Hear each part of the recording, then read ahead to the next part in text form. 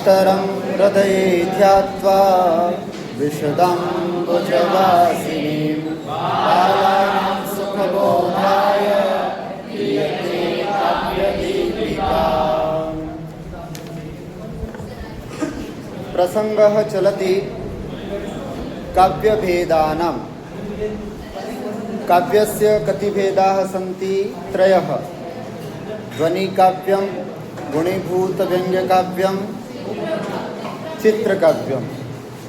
ध्वनिकाव्यस्य द्वौ भेदौ अविवक्षितवाच्यध्वनिः, विवक्षितान्यपरवाच्यध्वनिः। अविवक्षितवाच्यस्य द्वौ भेदौ अर्थान्तरसंक्रमितवाच्यः, अत्यन्ततिरस्कृतवाच्यः। विवक्षितान्यपरवाच्यस्य द्वौ भेदौ असंलक्ष्यक्रमव्यङ्ग्यः, संलक्ष्यक्रमव्यङ्ग्यः।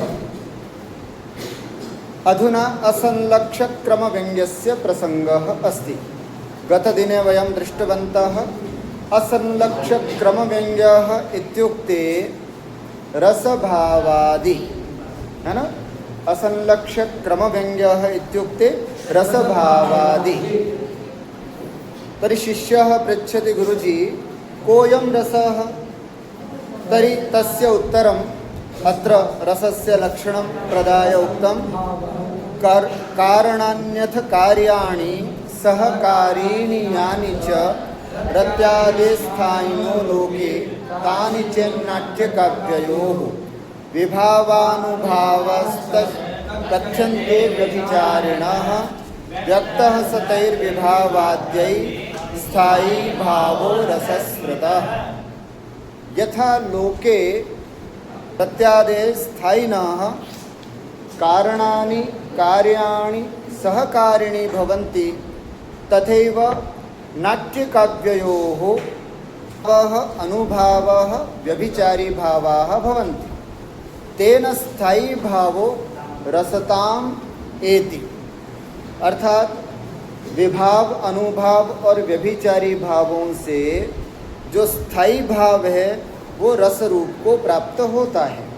जैसे एक उदाहरण देकर के आपको बताया था कल, जिस प्रकार से जामन से दूध क्या बनता है? दही बनता है। उसी प्रकार से विभाव, अनुभाव और व्यभिचारी भावों से स्थायी भाव क्या बनता है? रस बनता है। स्पष्टम? यही रस का लक्षण है। जैसे दही बनने में साधन जामन है, वैसे रस बनने में साधन विभाव, अनुभाव और व्यभिचारी भाव। ठीक हुआ? तो इस तरह से रस की परिभाषा देखी थी। अद्य वयं रसस्य कति भेदाः सन्ति, है ना? तेषां नामानि कानि सन्ति, उदाहरणानि कीदृशानि सन्ति, तत्सर्वं विस्तरेण पठामः। रसभेदाः इति तद्विशेषाणाः इति उच्चारणं कुर्मः। आदिमो हास्य करुण रौद्रवीर भयानकाः,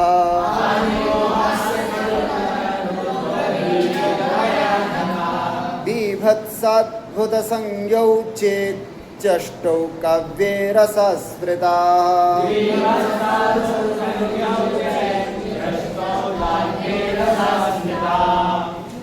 काव्ये अष्टौ रसाः स्मृताः। काव्ये, काव्य में अष्टौ 8 रसाः, रस स्मृताः, कथिताः, प्रोक्ताः, निगदिताः। काव्य में 8 रस कहे गए हैं। कौन कौन से? आदिमो, पहला रस कौन सा होता है? श्रृंगार। आदिमः इति पदेन अत्र किं? श्रृंगारः। अन्येषां नामानि अत्र लिखितानि सन्ति। बाकी सबके नाम लिखे हुए हैं। आदिमो इत्यनेन श्रृंगार, हास्य, करुण, रौद्र, वीर, भयान, बीभत्स, अद्भुत। अस्तु, अष्टौ। कति रसाः सन्ति? अष्टौ। अष्टौ रसाः सन्ति। वदन्तु एकवारं सर्वे मिलित्वा। श्रृंगार, हास्य, करुण, रौद्र, वीर, भयान, बीभत्स, अद्भुत। बिभत्स नास्ति खलु, बीभत्स, बी दीर्घ अस्ति है ना, बिभत्स इति कथनेन अशुद्धता भवति। बीभत्स, बीभत्स अद्भुत इति संज्ञौ इस नाम के अष्टौ रसाः स्मृताः काव्ये, काव्य में 8 रस बताए गए। एषां क्रमेण उदाहरणानि नाम अष्टानां रसाणां क्रमशः अत्र उदाहरणानि दीयन्ते। तर्हि सर्वप्रथमं कः रसः अस्ति? शृङ्गाररसः। शृङ्गाररसस्य अत्र उदाहरणम् उच्यते, किन्तु शृङ्गाररसस्य उदाहरणात् प्राक् शृङ्गाररसस्य लक्षणं किम् अस्ति इत्यपि अस्माभिर्ज्ञातव्यं। तर्हि उच्यते रतिस्थायी भावको रसः शृङ्गारः। किं? रतिस्थायी भावको रसः शृङ्गारः। जिसका स्थायी भाव रति है उस रस का नाम क्या है? शृंगार। फिर शिष्य पूछता है, गुरुजी रति क्या चीज होती है ना? रति क्या होता है?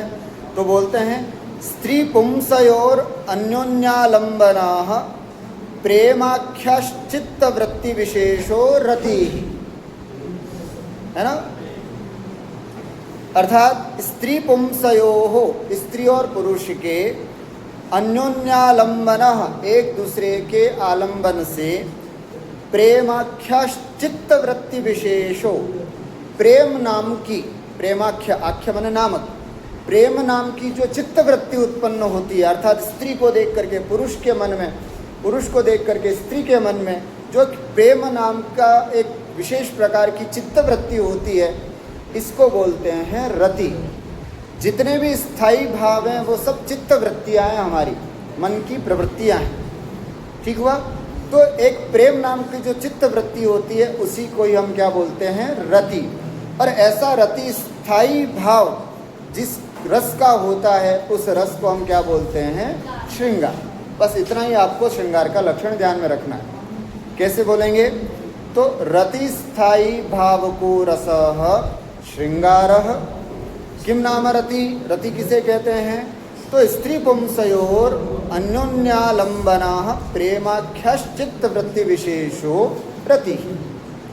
आइए अब हम देखते हैं इसमें कि इसका उदाहरण यहाँ पर क्या दिया है। कुमार संभवस्य एतत् पद्यम अस्ति, आदौ उच्चारणं कुर्मः अनन्तरम् अर्थं जानीमः। विवृण्वती शैलसुतापि भावा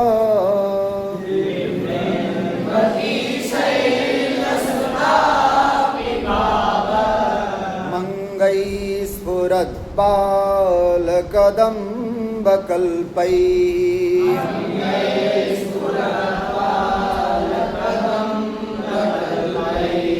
साचीकृता चारुतरेण तस्थौ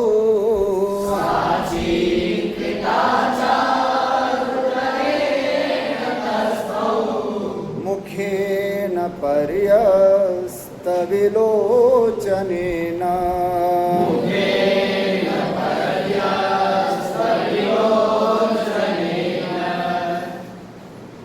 कुमार संभवस्य एतत् पद्यमस्ति। वयं जानीमः कुमार संभवं कस्य रचना अस्ति?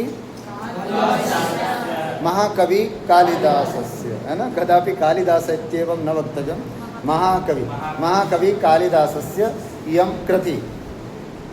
कुमार संभवे कति सर्गाः सन्ति? है ना, 17 सर्गाः। कति सर्गाः सन्ति? 17 सर्गाः। अस्य नायकः कः अस्ति?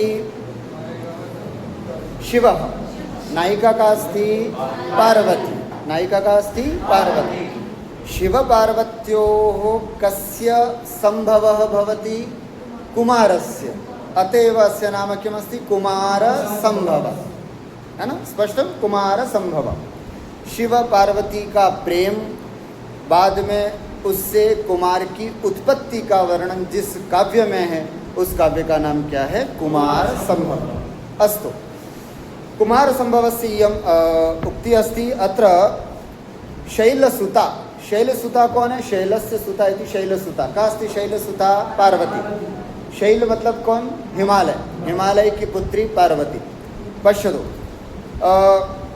शैलसुता अपि स्फुरत् बालकदम्बकल्पैः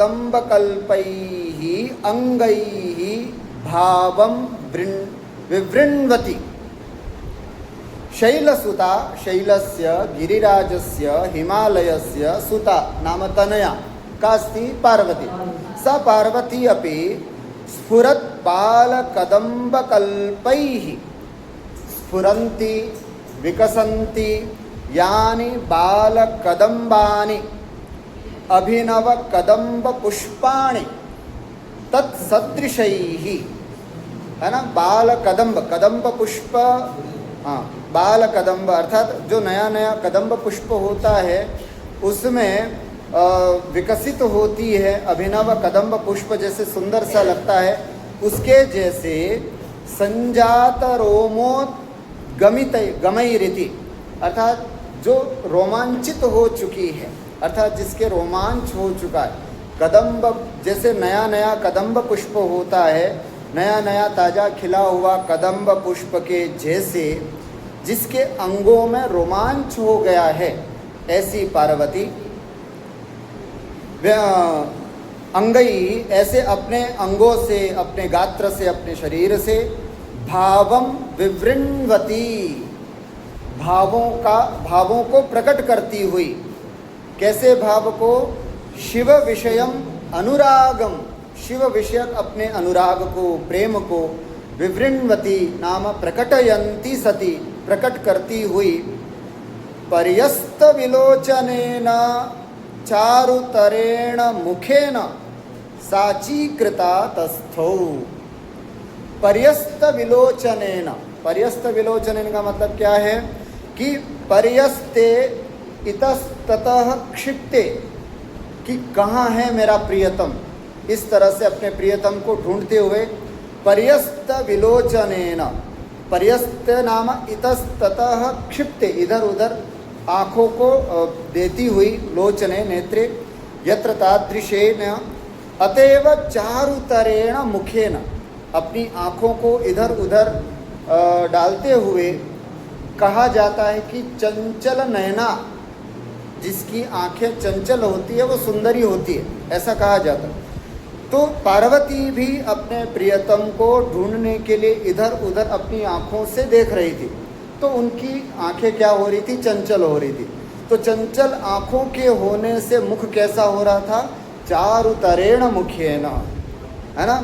अति मनोहरेण मुखेन साचीकृता वक्रीकृता नाम लज्जावशात परावृत्त मुखी, अर्थात अपना मुंह फेर करके, थोड़ा टेढ़ी हो करके, अरे प्रियतम आने वाले हैं, पहले तो इधर उधर देखा और जैसे ही आते हुए देखा तो अपने मुख को लज्जा के वश एक तरफ मतलब अपने मुख को घुमाते हुए तस्थौ स्थितवती, वह पार्वती वहाँ पर स्थिर हुई। इस तरह से यहाँ पर पार्वती का लज्जित हो करके वहाँ ठहरना, इस बात को यहाँ पर बताया गया। तो अत्र श्रृंगार रसः अस्ति, यतो हि अत्र स्थायी भावः किम अस्ति? रति अस्ति, है ना? ये रति किस में है? पार्वती में है या शिव में? पार्वती में।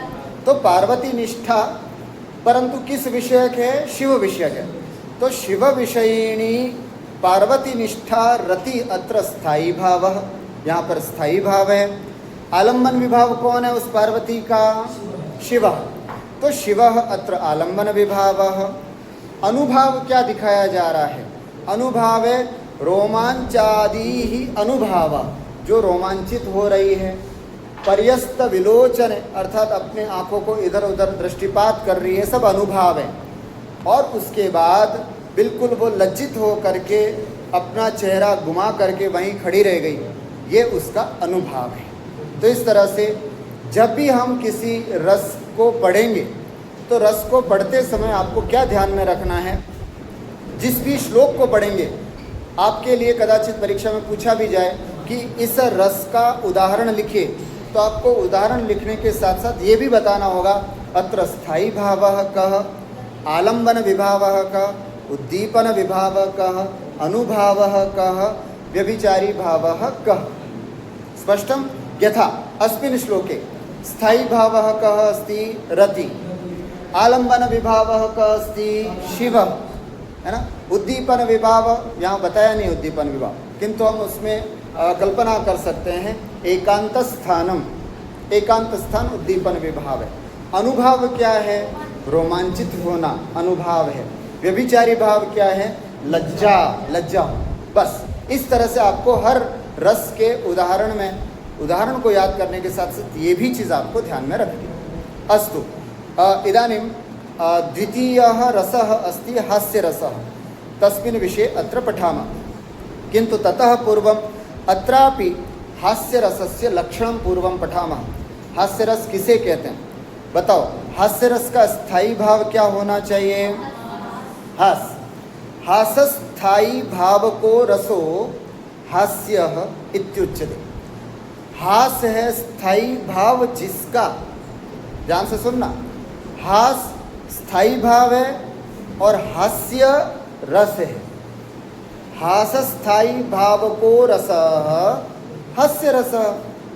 हास जिसका स्थायी भाव है उस रस को हम क्या कहते हैं? हास्य रस। क्या कहते हैं उसको? हास्य रस। फिर शिष्य पूछता है, गुरुजी ये हास स्थायी भाव किसे कहते हैं? तो उत्तर देते हैं, हासस्तु वागंगादि विकार जन्मा चेतसो विकासः। हासस्तु, हास किसे कहते हैं? वागंगादि विकार जन्मा, वाक वाणी, अंग शरीर, आदि, आदि का मतलब हो गया वेशभूषा, है ना, उसकी आकृति आदि, इन सबके विकार से उत्पन्न चेतसो विकासः, जो चित्त विकसित होता है उसे ही हम कहते हैं हास स्थायी भाव। मतलब किसी जोकर को देख करके, किसी विदूषक को देख करके, किसी हास्य अभिनेता को देख करके हमारा चित्त जो विकसित होता है उसी को बोलते हैं हम हास नामक स्थायी भाव। वो हास स्थायी भाव से होने वाला जो रस है उस रस को क्या बोलते हैं? हास्य रस। बहुत सरल चीज़ें हैं, कठिन बिल्कुल नहीं है, थोड़ा सा ध्यान देने की बात है। उस हास्य रस का उदाहरण यहाँ पर अब दे रहे हैं, ध्यान से देखें। भिक्षो मांस निषेवणं प्रकुरुते प्रकुरुषे किं तेन मद्यं विना।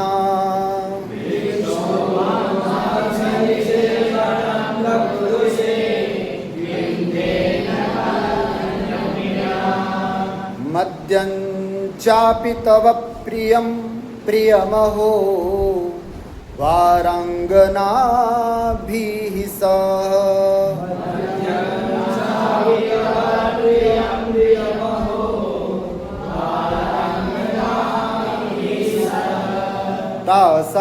तासामर्थरुचिः कुतस्तव धनं द्यूतेन चौर्येण वा।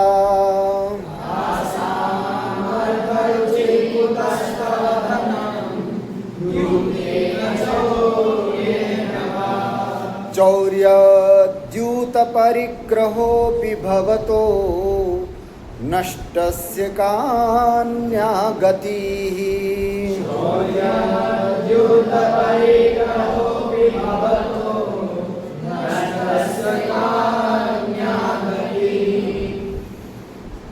विनोद प्रवणेन केनचित् भिक्षुणा सह कस्यचित् पुरुषस्य प्रश्नोत्तर रूपम पद्यमिदम्।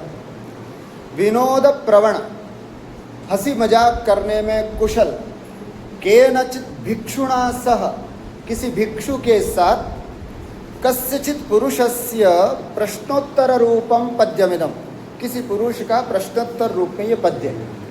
जो भिक्षु था वो हंसी मजाक के मूड में था और सामने वाला पुरुष कोई आया था और उनसे पूछने लगा, और दोनों का किस तरह से बातचीत होती है, उसमें हास्य उत्पन्न होता है, वो यहाँ पर बताया गया है। देखिए क्या है। सबसे पहले भिक्षो इति संबोधनम् अत्र। हे सन्यासिन तम मांस निषेवणम प्रकुरुषे। क्या बात है, तुम मांस भक्षण करते हो क्या? क्योंकि सन्यासी लोग तो बहुत सादा सात्विक भोजन करते हैं। त्वं मांस निवेशनम प्रकुरुषेव, है ना, तुम मांस भक्षण करते हो क्या? अब वो दूसरा सन्यासी जो है वो उसके जिज्ञासा को और बढ़ाने के लिए क्या कहता है, अरे साहब मांस भक्षण तो करते हैं लेकिन किम तेन मद्यम बिना, और जब तक शराब नहीं होती है ना उस मांस भक्षण में भी आनंद नहीं आता है। तो वो और आश्चर्यचकित करने लगा।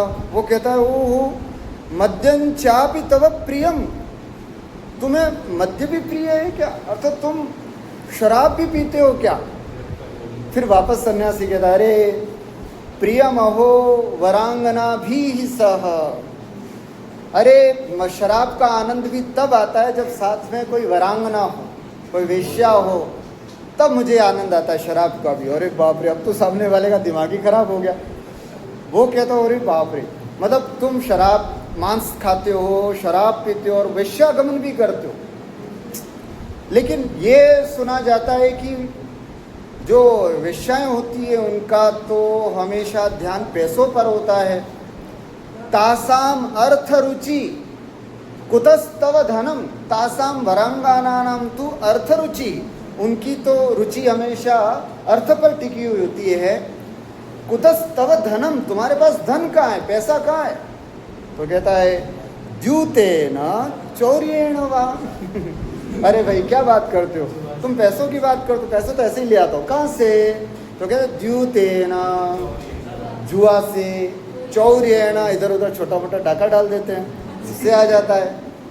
बाप रे, उससे मतलब ये दुर्गुण भी आपके अंदर है। फिर कहता ओहो चौर्य द्यूत परिग्रहोपि भवतः नष्टस्य कान्या गति। फिर वो कहता है कि चौर्य द्यूत परिग्रहोपि, अर्थात चौर्य अर्थात चोरी को, द्यूत और चौर्य, द्यूतम चौर्यम वा कृत्वा धनम प्राप्नोति, है ना, इस तरह से भाव था। तो जिसके चौर्य और द्यूत को ग्रहण करने पर भी भवतो नष्टस्य कान्या गति ही, ऐसे नष्ट भ्रष्ट तुम्हारी और क्या गति हो सकती है। कहने का मतलब बात बात में भिक्षुक ने मतलब हास्य करते हुए सामने वाले को ये बता दिया कि मैं मांस भक्षण भी करता हूँ, मैं शराब भी पीता हूँ, मैं वेश्यागमन भी करता हूँ, मैं चोरी भी करता हूँ, मैं जुआ भी खेलता हूँ। एक तरह से हास्य। तो यहाँ पर अगर हम देखें कि आलम्बन विभाव कौन है, पहले तो सबसे पहले बताओ स्थायी भाव क्या है यहाँ पर? हास्य रसः अस्ति, स्थायी भावः किम् अस्ति? हास स्थायी भावः, हास्य रसः अस्ति। आलम्बन विभावः किम् अस्ति? सः भिक्षुक, है ना, सः भिक्षुकः अत्र आलम्बन विभावः। पुनः उद्दीपनं किम् अस्ति? उत्तरोत्तर स्वधर्म विरुद्ध निकृष्ट वस्तु स्वीकारोक्ति। क्योंकि भिक्षुक है, मांस कैसे खा सकता, शराब कैसे पी सकता, वेश्या दूर से भी नहीं देखता, ये सब। लेकिन उसकी कथन जो है ये उस हास्य रस को और उद्दीप्त करते हैं, बढ़ाते हैं। तो उत्तरोत्तर, यहाँ इसी बात, उत्तरोत्तर स्वधर्म विरुद्ध निकृष्ट वस्तु स्वीकारोक्तिर उद्दीपनम, उद्दीपन है। और अनुभाव क्या है? जब व्यक्ति इस बात को सुनेगा, श्रोता इस बात को सुनेगा तो उसका मुख विकसित होगा, आनंदित होगा, हंसेगा। तो श्रोतुर मुख विकासादयो अनुभावाः, जो श्रोता दर्शक है ना, पाठक आदि जो हैं, वो जब पढ़ेंगे तो उनका मुख विकसित होगा, वही यहाँ पर अनुभाव है। अवहित्थाद्याः व्यभिचारिणः, और अवहित्थ नाम गोपनम, अपनी बात को छिपाना और मजाक मजाक में दूसरी बातें बताना, ये यहाँ पर व्यभिचारी भाव जानना चाहिए। इस प्रकार से यहाँ पर भी हास्य रस में भी, है ना, स्थायी भाव और विभाव, अनुभाव और व्यभिचारी भाव को हमने देखा। अस्तु, अधुना करुणरसः। करुणरसस्य उदाहरणं पश्यामः। ततः पूर्वं करुणरसस्य लक्षणं पश्यामः। कस्यापि रसस्य लक्षणे वयं किं पश्यामः? यहाँ किसी भी रस के लक्षण में हम क्या देख रहे हैं लगातार, उसके स्थायी भाव को बोल रहे हैं बस, है ना। हासस्थायी भावो हास्य रस, रतिस्थायी भावो श्रृंगार रस, उसी प्रकार शोकस्थायी भावो करुण रस। आपको ये छोटी छोटी परिभाषा याद रखनी, स्थायी भाव पता होगा तो आप लिख सकते हैं। क्या? शोकस्थायी भावो करुण रस, उसे ही हम करुण रस कहते हैं। पुनः प्रश्न अस्ति, शोक क्या होता है गुरुजी? तो वो शोक भी आप साथ में बता दीजिएगा। क्या? पुत्रादि वियोग मरणादि जन्या, पुत्र आदि के वियोग अथवा मरण आदि से उत्पन्न वैक्लव्याख्याश्चित्त वृत्ति विशेष, जो वैक्लव्य नाम की जो चित्त वृत्ति है, मान लीजिए किसी पुत्र का मर जाना, किसी पुत्र का वियोग हो जाना, है ना, माता का वियोग होना, पिता का वियोग होना, प्रियतमा का वियोग होना, प्रियतम का वियोग हो जाना, मरण को प्राप्त हो जाना, उस समय जो चित्त की विकलता है ना, बिल्कुल वैक्लव्य उत्पन्न हो जाता है, बस वो जो चित्त की वृत्ति है उसी को ही हम क्या बोलते हैं? शोक। क्या बोलते हैं उसको? शोक। और ये शोक स्थायी भाव से उत्पन्न होने वाला जो रस है, उस रस को क्या बोलते हैं अपन? करुण रस। करुण रस। करुण रसस्य उदाहरणम् अत्र पश्यामः। रामायणतः अस्ति पद्यमेतत्, अत्र पद्यद्वयम् अस्ति उदाहरणस्वरूपे। अनुष्टुप् छन्दसि वदन्तु सर्वे। अदृष्टदुःखो धर्मात्मा सर्वभूतप्रियं वदः,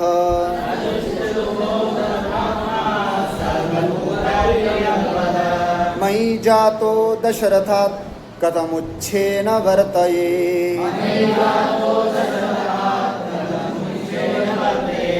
यस्य भृत्याश्च दासाश्च स्वादुन्यन्नानि भुञ्जते,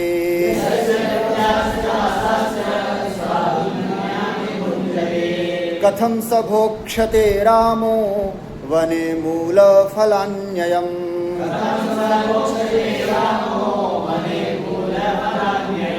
प्रसंगः अस्ति रामस्य वनगमनम, है ना, राम का वन जाने की स्थिति बताई जा रही है। कौशल्या का अस्ति? कौशल्या रामस्य माता कौशल्या, सा अत्यंत विरह कातरा, बहुत विरह से डरी हुई है बेचारी, बहुत दुखी है। वो दुखी आत्मा क्या बोलती है, एक माँ की ममता क्या बोलती है, वो इस दुख में यहाँ पर प्रस्तुत किया जा रहा है। क्या कहा जा रहा है देखो, है ना, राम वियोग दुखितायाः कौशल्यायाः उक्तिरियम। राम के वियोग से दुखी कौशल्या की यहाँ उक्ति है दोनों श्लोकों में। क्या कह रहे हैं, ध्यान से सुनना। मेरा राम कैसा है, कौशल्या कैसे बोलती है कि मेरा राम कैसा है? अदृष्ट दुखो, अदृष्ट दुखो हो, अर्थात अदृष्टम कदापि अननुभूतम दुखम येन तादृशः, जिसे जीवन में कभी दुख देखा ही नहीं, ऐसा मेरा बेटा है, ऐसा मेरा लाल है राम। अदृष्ट दुख। दूसरा धर्मात्मा, धर्मे आत्मा नाम मनो यस्य सह धर्मात्मा, अर्थात धर्म में ही लगातार हमेशा जिसकी आत्मा हमें दिन भर जो धर्म में लीन रहता है, उस व्यक्ति को क्या बोलते हैं? धर्मात्मा। मेरा बेटा राम धर्मात्मा है, तो धर्मात्मा, है ना, अर्थात बहुत धर्म करने वाला है।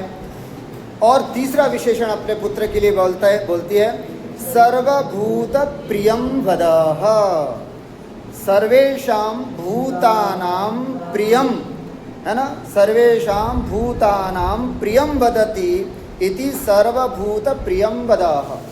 सर्वेषां भूतानां, भूतानां नाम प्राणिनां, जीवानां, सब जीवों के प्रति प्रिय बोलने वाला, इसने किसी का कुछ बिगाड़ा ही नहीं अपने जीवन में, अजात शत्रु है, इसका कोई शत्रु भी नहीं है, ऐसा मेरा बेटा राम है। लेकिन फिर भी उसको जंगल जाना पड़ रहा है, वन में जाना पड़ रहा है। तो तीन विशेषण अपने पुत्र के लिए दिए, अदृष्ट दुख, धर्मात्मा, सर्वभूत प्रियम वद, सभी प्राणियों से हमेशा मीठा बोलने वाला है। और तीसरा विशेषण मयि दशरथात् जातः, और मुझ में, और दशरथ राजा दशरथ से जातः उत्पन्नः अयम रामः, यह राम कथम उच्छेन वर्तयेत, है ना, कैसे, कथम उच्छेन, कथम माने किस प्रकार से, उच्छेन, उच्छः कणशः आदानम, अर्थात एक एक कण को बटोर बटोर करके खाने वाला कैसे होगा। मेरा राम अब जंगल जाएगा तो किस प्रकार से एक एक कण को चुन चुन करके उच्च वृत्ति से, है ना, उच्च वृत्ति समझते ना, कि एक एक दाना, इधर से 2 दाने मिले, इधर से 2 दाने मिले, ऐसे ऐसे इकट्ठा करके, और फिर जैसे चिड़िया करती है ना, कबूतर करते हैं, ऐसे जीवन कैसे चलाएगा। जिसने मतलब वो राम, यस्य भृत्याश्च दासाश्च स्वादुन्नन्नानि भुंजते, ओहो, यस्य भृत्या, जिस राम के भृत्य माने नौकर चाकर, भृत्या दासाश्च, और दास, जिसके दास, जिसके नौकर चाकर, स्वादूनि अन्नानि भुंजते, साधूनि, स्वादूनि माने रसनीयानि, रसमयानि, अन्नानि माने भक्ष्य भोज्य, लेय चूर, है ना, लेय चुष्याणि, अन्न सब आ गया, भक्ष्य भी आ गया, भोज्य भी आ गया, लेय भी आ गया, चुष्य भी आ गया, ऐसे सभी अन्नों को भुंजते आस्वादयन्ति, मतलब जिसके नौकर चाकर दास दासी भी बहुत मधुर अच्छा भोजन करने वाले हैं, ऐसा वह मेरा राम कथम भला कैसे, अनस अयम रामः वने, वन में, कथम मूल फलानि भोक्ष्यते, कैसे कंद मूल को वहाँ जा कर के खाएगा। इस तरह से कौशल्या का एक दर्द जो है वो यहाँ पर छलक करके आता है। तो अत्र रसः अस्ति करुण रसः, स्थायी भावः किम, आप लोग बोलेंगे अब इसमें से, अत्र स्थायी भावः किम, शोकः, अत्र आलम्बनः किम अस्ति, किसको देख करके कौशल्या बोल रही है, राम को, तो राम क्या हो गया यहाँ पर, आलम्बन, तो रामः आलम्बन विभाव, उद्दीपन विभाव क्या हो गया, हाँ, जो उसके ये धर्म है ना सब, अदृष्ट दुख राम का धर्म है, धर्मात्मा राम का एक धर्म है, सर्वभूत प्रियम वदा, तो ये सब जो धर्म है राम के, वो उसके दुख को और उद्दीप्त कर रहे हैं, है ना। आपको पता है जब बेटी विदाई होती है तो माँ बाप को रोना क्यों आता है, किसी को पता माँ बाप को रोना क्यों आता है, क्या उद्दीपन विभाव होता है जिस कारण से माँ बाप रोते हैं। तो पता है उस समय बेटी की सब अच्छी बातें उनको याद आती हैं, यार मेरी बेटी कितनी अच्छी थी। पिता सोचता हो जब मैं ऑफिस से आता था तो मेरे लिए चाय बना दिया करती थी। माँ कहती है कि ओहो जब मैं थक जाती थी तो मेरा पैर दबाया करती थी। तो वो सब अच्छी अच्छी बातें उस बेटी की याद आती, इसलिए बेटी को रोना आता है। जब उनके अच्छे गुण सब ध्यान में आते हैं तो रोना बहुत ज़्यादा आता है, वो उनका उद्दीपन होता है। तो यहाँ कौशल्या का उद्दीपन क्या है, अरे यार मेरे बेटे ने कभी जीवन में दुख नहीं दिखा, जो बिल्कुल धर्मात्मा है साहब, अरे आज तक किसी से उसने खराब नहीं बोला, ऐसा। तो ये जो बातें हैं ना ये उसके करुण रस को और उद्दीप्त करती है, ये उद्दीपन विभाव हो जाता है। अस्तु अनुभावाः किम, यहाँ पर अनुभाव क्या हो सकता है, हाँ ये सब जो बातें हैं ना, अरे वो कैसे रहेगा, है ना, अथवा कथम भोक्ष्यते, ये जो बोला जा रहा है वो कैसे खाना खाएगा, अरे भाई जिसके नौकर चाकर इस तरह से, ये जो बोला जा रहा है ये सब क्या है, अनुभव। ये बोल करके जो एक्टिंग की जा रही है वो अनुभाव है।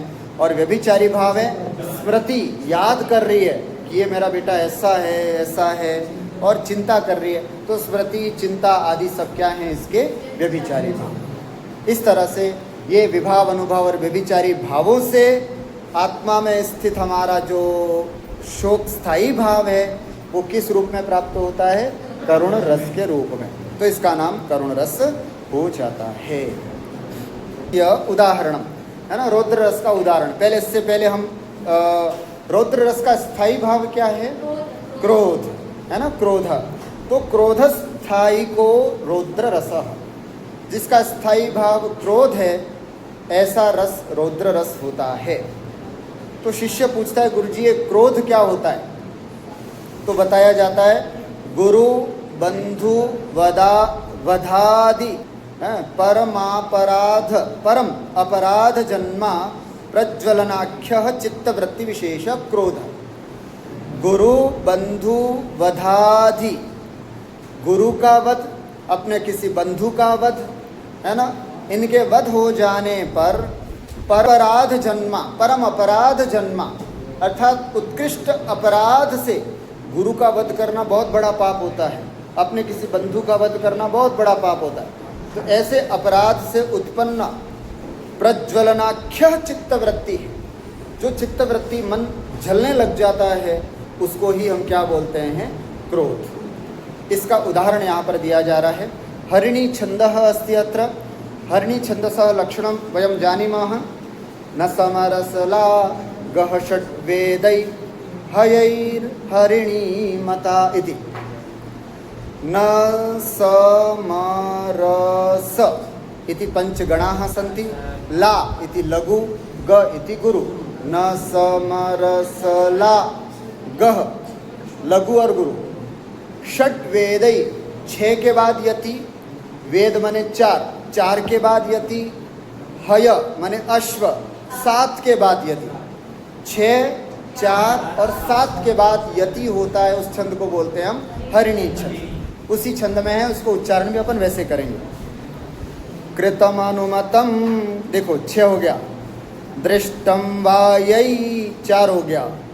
हृदम गुरुपातकम 7 हो गया। ऐसे करके अपन रुक रुक करके बोलेंगे। मैं बोलता हूँ फिर आप उच्चारण करें। कृतम अनुमतम दृष्टम वायै हृदम गुरुपातकम।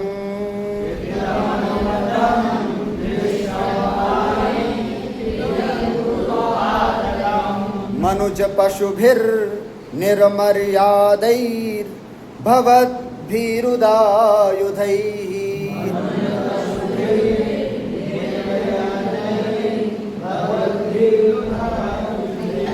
नरकरिपुणा सार्धं तेषां सभीमकिरीटिना।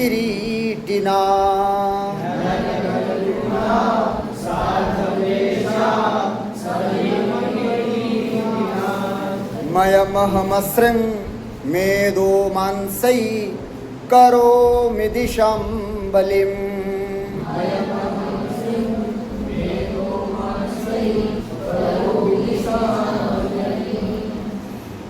वेणी संहारस्य एतत् पद्यमस्ति। वयं जानीमः वेणी संहारे नायकः कः अस्ति? भीमः। कः अस्ति? भीमः। भीमः शान्तस्वभावी अस्ति अथवा क्रोधस्वभावी? क्रोधस्वभावी अस्ति।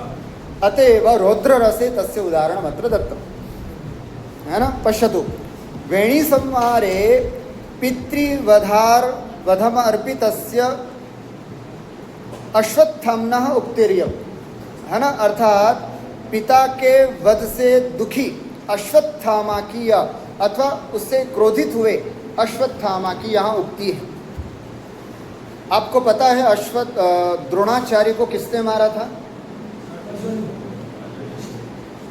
अर्जुन ने। सवाल ही नहीं। महाभारते द्रोणाचार्यस्य वधम कः करोति? कौन करता है?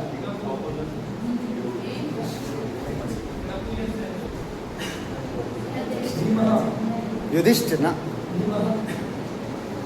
कः करोति? हाँ, द्रुपद का बेटा। नाम क्या? अच्छा, धृष्टद्युम्न। क्या नाम है उसका? धृष्टद्युम्न। महाभारत में धृष्टद्युम्न, क्योंकि कौरव वध करने से रहे, क्योंकि उनके पक्ष में थे द्रोणाचार्य। पांडव कर नहीं सकते थे क्योंकि उनके गुरुजी थे। अतएव कृष्ण ने दिमाग लगाया कि कौन ऐसा व्यक्ति जो द्रोणाचार्य का वध कर सकता है। तो फिर इसके लिए उन्होंने एक चाल चली कि द्रोणाचार्य के हाथ में जब तक शस्त्र है, दुनिया की कोई ताकत उनको हरा नहीं सकती। सबसे पहले इनका अस्त्र शस्त्र छुड़वाओ, और अस्त्र शस्त्र तब छोड़ सकते हैं जब उनको वैराग्य हो जाए, और वैराग्य तब होगा जब उनको पता चलेगा कि उनका पुत्र मर गया। और उनका पुत्र मरेगा कैसे? वो तो बलशाली है। तो फिर क्या उपाय किया जाए? एक हाथी का नाम अश्वत्थामा था, उसको भीम ने जाकर के मार दिया और चारों तरफ एक आवाज़ फैला दी, सब जगह प्रचार प्रसार कर दिया। अश्वत्थामा हतो, अश्वत्थामा हतो, अश्वत्थामा मारा गया, अश्वत्थामा मारा गया। सब जगह से आवाज़ जब द्रोणाचार्य ने सुनी, तब द्रोणाचार्य ने भी कहा, अरे अश्वत्थामा मारा गया। सब लोग कहा हाँ हाँ मारा गया, मारा गया, पर विश्वास नहीं हुआ। तो उसने कहा कि मैं एक ही व्यक्ति से पूछूंगा, उसने यस बोला तो यस, नहीं बोला तो गलत। वो किससे जाके पूछते हैं? युधिष्ठिर से। युधिष्ठिर से जा करके पूछते हैं। अब युधिष्ठिर, पांडव, श्री कृष्ण ने तो पहले से पूरी प्लानिंग कर रखी थी कि युधिष्ठिर बिल्कुल राजी नहीं थे, लेकिन कृष्ण ने मनाया कि भैया बस एक काम आपको करना है। और पता है, बस एक काम से ही पूरे महाभारत में बहुत बड़ा कलंक लग गया युधिष्ठिर। और उन्होंने सिर्फ यही कहा, हाँ गुरुजी अश्वत्थामा हतो, अश्वत्थामा मारा गया। फिर धीरे से बोला, नरोवा कुंजरोवा, कौन मारा गया, आदमी मारा था या कुंजर माने हाथी था, वो मुझे नहीं पता। लेकिन जोर से क्या बोला, हाँ गुरुजी अश्वत्थामा हतो। द्रोणाचार्य दूर थे, युधिष्ठिर यहाँ थे। उन्होंने पूछा, अश्वत्थामा मारा गया युधिष्ठिर क्या? बोले हाँ अश्वत्थामा हतो। फिर धीरे से नरोवा कुंजरोवा, धीरे बोला कि वो नर था या कुंजर हाथी था ये नहीं पता, लेकिन मारा गया कोई ना कोई। इससे उनका सच भी बच गया। और पर उन्होंने तो इतना ही सुना अश्वत्थामा हतो, ये युधिष्ठिर ने बोल दिया, इसका मतलब अश्वत्थामा मारे गया। बस क्या था, अश्वत्थामा ने सब अस्त्र शस्त्र सब छोड़ करके रथ से उतर करके और समाधि लगा करके बैठ गए। अब किसके लिए जीना? जिस बेटे के लिए मैं अपना जीवन जी रहा था वो बेटा ही मेरा नहीं रहा, अब मुझे नहीं जाना, इसलिए वो बैठ गए समाधि में। बस इधर से श्री कृष्ण धृष्टद्युम्न को इशारा करते हैं। धृष्टद्युम्न द्रुपद का पुत्र था, और सुना जाता है द्रुपद में और द्रोण में पहले दुश्मनी थी, पहले किसी बात को दुश्मनी थी। तो द्रुपद का बेटा पहले ही कई दिनों से ये चांस देख रहा था कि मैं किस तरह से अपने पिता का बदला लूँ और द्रोणाचार्य को मारूं। ये सब चाल किसने चली थी पूरी? श्री कृष्ण ने। ये कूटनीति किसने करी थी? श्री कृष्ण ने। उन्होंने पूरी सब राजनीति रची और पता किया कि द्रोणाचार्य को कैसे माना। फिर उन्होंने धृष्टद्युम्न को इशारा किया, धृष्टद्युम्न आया, निहत थे, द्रोणाचार्य बैठे हुए थे बेचारे ऐसे, और आ करके तलवार से उनकी गर्दन उठा। तो ये इस तरह से पूरी बात जब अश्वत्थामा को पता चला तो वो बड़े गुस्से से आते हैं, और उस गुस्से में आकर के वो क्या बोलते हैं वो इस श्लोक में आपको लिखा है। क्या कह रहे हैं? अब अन्वय से, नीचे टीका हो तो आप टीका भी देख सकते हैं, अन्वय भी देख सकते हैं। क्या? यही ही निर्मर्यादै मनुज पशुभी ही, यही माने जिन लोगों के द्वारा अशस्त्रे आचार्य शस्त्र प्रहारेण त्यक्त मर्यादै ही, अरे बेचारे आचार्य के पास शस्त्र भी नहीं थे, निहत्थे बैठे हुए थे, इसलिए निर्मर्यादै ही त्यक्त मर्यादै ही मनुज पशुभी ही, मनुज पशुभी रूपक अलंकार, मनुजा एव पशवः, मतलब मनुष्य की आकृति में पशु के जैसा काम किया। बताओ निहत्थे पर कौन वार करता है? तो मनुज पशुभी ही अर्थात मनुजा एव पशवः तैः मनुज नामधारी भी अविशेष दृष्टित्वात् पशुतुल्य ही, जिनको धर्म अधर्म का ज्ञान नहीं, कर्तव्य अर्थ कर्तव्य का ज्ञान नहीं, ऐसे मनुष्य मनुष्य नहीं है, पशु ही होते हैं। ऐसे मनुज पशुभी ही उदायुधैहि उद्यतानि गृहीतानि आयुधानि शस्त्राणि यही तादृशैहि भवद्भिः, ऐसे आप लोगों के द्वारा। अश्वत्थामा बोल रहा है, आप लोग कौन हो जिनमें कोई मर्यादा नहीं, एक बात मनुज के रूप में जो पशु के जैसे हैं ऐसे, और अपने शस्त्रों को उठाने में बड़ा गर्व समझ रहे हैं, ऐसे आप लोगों के द्वारा इदम गुरुपातकम, ये गुरु माने बहुत बड़ा, यहाँ गुरु का मतलब द्रोणाचार्य मत लेना, गुरु माने महत बहुत बड़ा, पातकम माने पाप, ये बहुत बड़ा पाप कृतम किया है। किसने किया था? ये धृष्टद्युम्न की तरफ उंगली, इदम गुरुपातकम कृतम, ये तुमने पाप किया, अनुमोदितम अनुमतम माने अनुज्ञातम, अनुमोदना की, पांडवों तुमने इस पाप की अनुमोदना की, वाह वाह किया, अरे द्रोणाचार्य मर गए खुशियाँ बताई, अनुमतम, और दृष्टम वा, और या फिर जिसने भी यहाँ पर इस कार्य को कुकृत्य को देखा, दृष्टम है ना, तुष्टिम अवलोकितम वा, उन सबको मार करके मैं आज उन सबको मार करके मैं आज शांत बैठूंगा, ऐसा वो कह रहे हैं। तो उन सबको, किन सबको मारेंगे? तो बता रहे हैं, नरक रिपुणा सार्धम स भीम किरीटानाम, नरक रिपुणा, नरकासुर के रिपु शत्रु कौन थे? नरकासुर को किसने मारा था? श्री कृष्ण ने। तो नरक रिपुणा सार्धम, श्री कृष्ण के साथ मैं किस किस को मारूंगा? श्री कृष्ण के साथ स भीम किरीटी नाम, भीम और किरीट किसको बोलते हैं? अर्जुन।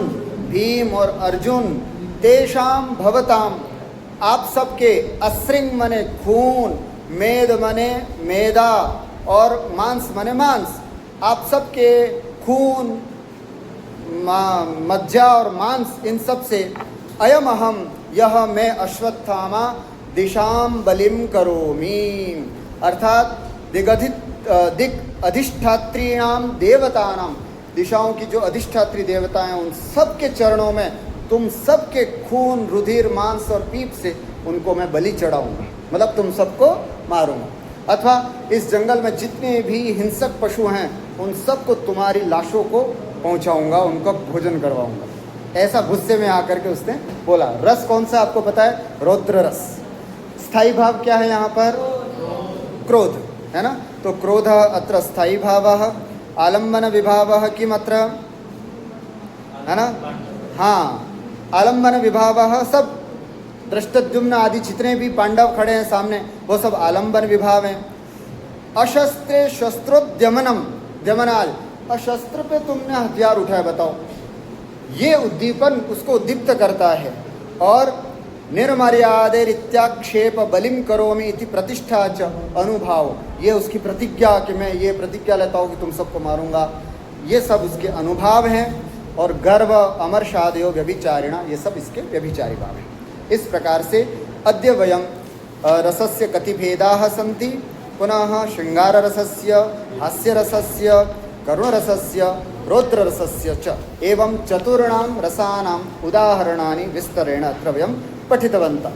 शिष्टानां रसानाम् उदाहरणानि वयम् अग्रिमकक्षायां पठिष्यामः।